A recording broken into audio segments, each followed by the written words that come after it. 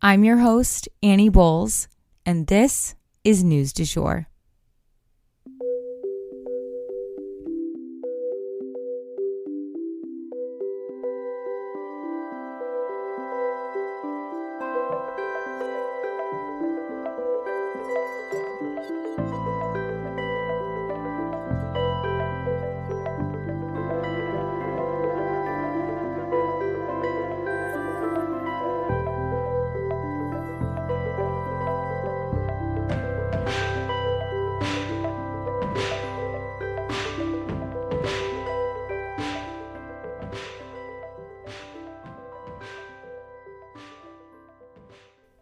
Hey, you guys, I just wanted to say a big thank you for hanging in there with me last week. I'm feeling a lot better now.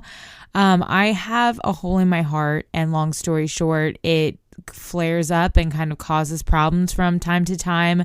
I was also preeclamptic at the end of my pregnancy, and that put a lot of strain on my heart as well. So there was just a lot going on internally, but we're still trying to figure it out and get a diagnosis, but I'm feeling a lot better after some rest and just, generally taking care of myself. So I appreciate you guys understanding, it was a genuine emergency. So thank you so much.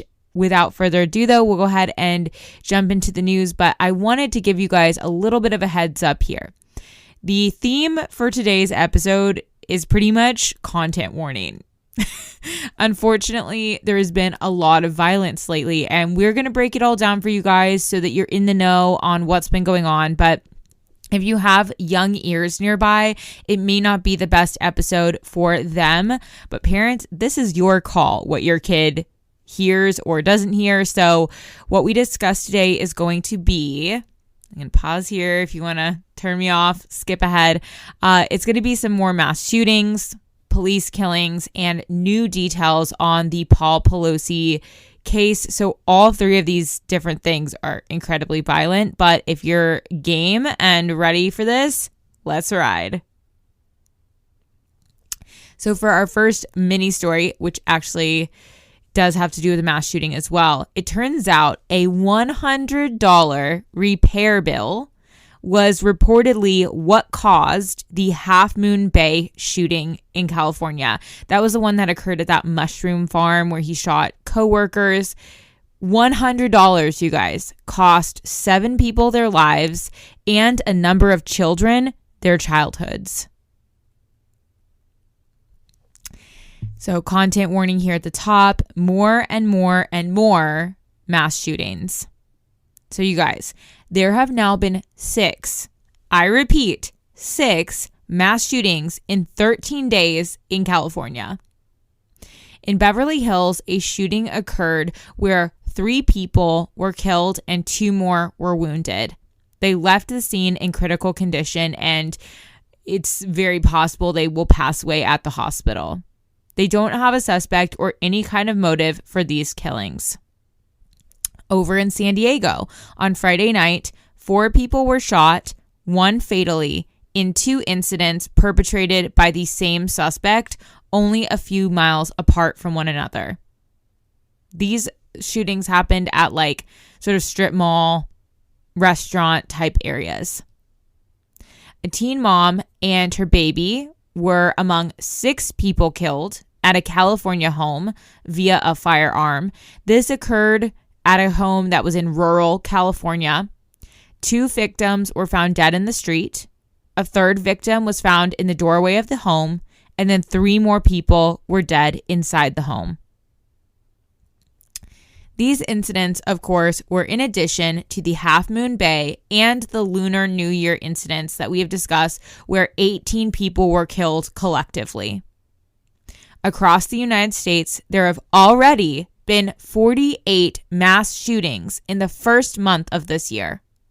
These disturbing numbers are only going up, and it is time to demand action from our leadership to help us make changes, whether that is from stricter gun laws or mental health intervention. We need to allocate funds and take action to help protect us all, because it has become increasingly like we are living in a war zone. Next up for today, we are, of course, going to go over the Tyre Nichols case. This case is also extremely disturbing and really disheartening. You know, I have no other way to slice and dice it. I watched all of the footage for you guys so that you guys don't have to watch it. And I'm just going to break it down for you here and explain what else has happened surrounding this case, as I usually do. But obviously, there's a content warning here. This case is very disturbing. So in Memphis, 5 police officers beat a young black father to death in the street. In the glow of the red and blue police lights, arms and legs and batons go flying at Tyre Nichols, who receives the beating that would end his life. All over a routine traffic stop. He did not initially resist arrest. He was thrown out of his car, and once they began beating him and tasing him, he ran. Throughout the beatings, Tyre kept saying, "I'm just trying to go home," and "I didn't do anything," and things along those lines. Eventually, when they were pepper spraying him directly in his face, he was screaming at the top of his lungs, "Mom, Mom!" And trust me, all mothers felt that to their core. It turns out that his parents lived only a few blocks away, 100 yards, and he was genuinely hoping that his mother might hear him. The officers threatened to, quote, "knock his ass out," end quote, and to break his hands. Tyre did not strike out once, you guys. He did not strike back at all. He simply covered his face and yelled out, "I'm at peace." There were moments where Tyre was held upright by officers, clearly incapacitated, and yet they continued to beat him. He appeared lifeless afterwards, and they literally dragged his limp body over the concrete and the asphalt. After he was seemingly lifeless, it took over 20 minutes for an ambulance to arrive for him. The cameras on the street actually captured the whole thing in addition to body cam footage. And the ironic part of those cameras is that they are referred to as a cop in the sky, meaning that they're there to catch people committing crimes. And they sure did. But the crimes were actually at the hands of the cops themselves. Eventually, Tyre made it to the hospital, but he was so swollen in his face that he was unrecognizable to his family members. He died of severe internal bleeding and cardiac arrest due to the beating that he endured. His mother, who he cried out for in the wake of these beatings, was actually barred by police from seeing her son and thus missed out on the chance to say goodbye to him. Now, what makes this incident so different from so many other killings we see is that it was at the hands of 5 black officers, not white ones. This has sparked a national conversation about internalized racism and why these officers felt the need to take things so far. The group of police officers that conducted this beating was immediately disbanded. It was called Scorpion something. Anyway, it was disbanded right away. All 5 police officers were immediately suspended and have been arrested and charged with the murder of Tyre Nichols. Tyre Nichols was 29 and he was the father to a 4-year-old little boy. He was working at FedEx that has a big presence in Memphis. He was a skateboarder. He had his mom's name tattooed on his arm. It seems no one had anything but glowing things to say about this young man.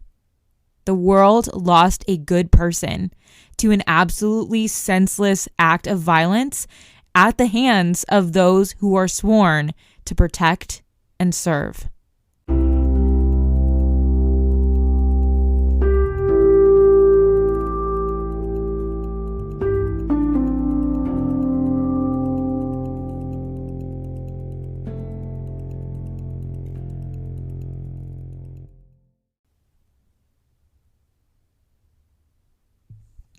And for our last story today, I just wanted to go over some additional footage and audio that has come to light from the Paul Pelosi attack in San Francisco.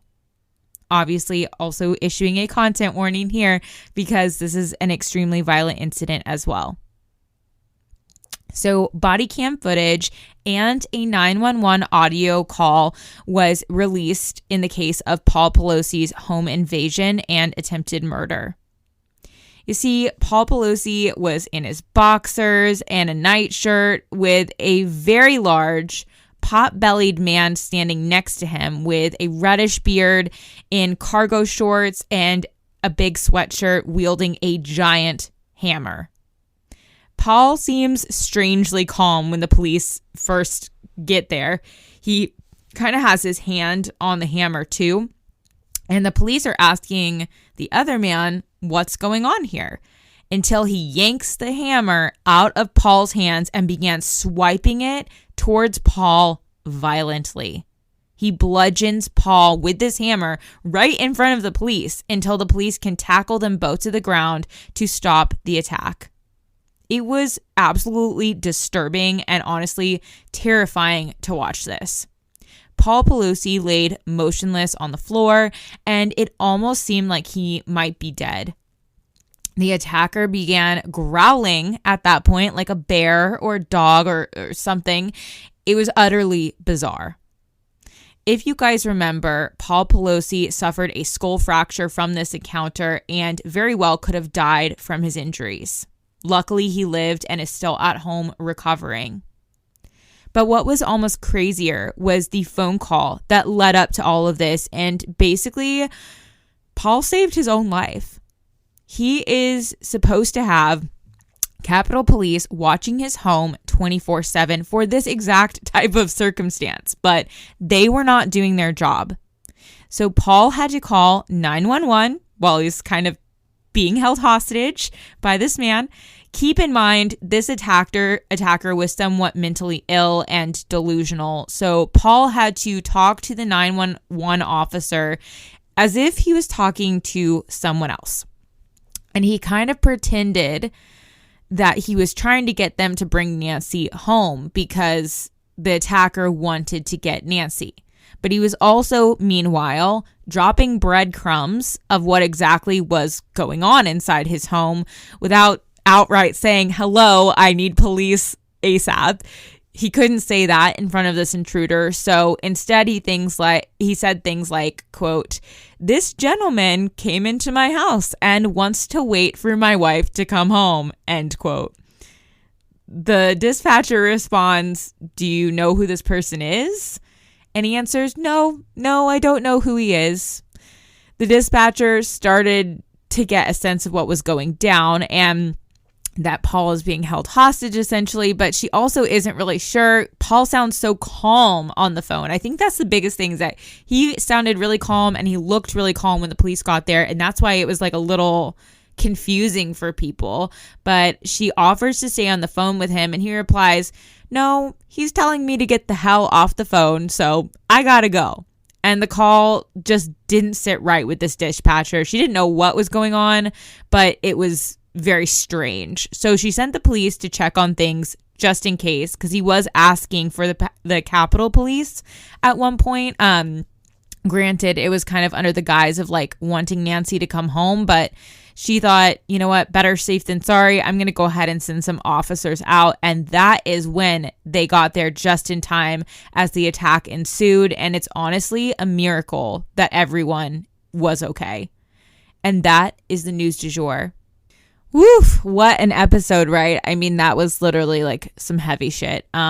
Not as calm of an episode today as we usually have on here, but it's what's been going on and it's so important to stay informed. So wanted to update you guys on all that. And in light of everything we learned in this episode, today I wanted to leave you guys with the quote: "Live your life so that when your children think of fairness, caring, and integrity, they think of you."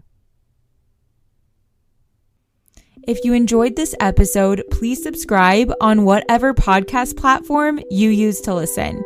A rate and review or shout out on social media would mean the world to us and help us be able to keep creating the news du jour.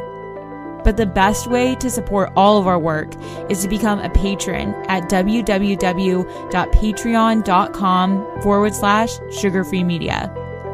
You can also follow us on social media under sugarfreemedia.co on Instagram and just sugarfree media, all one word, on TikTok.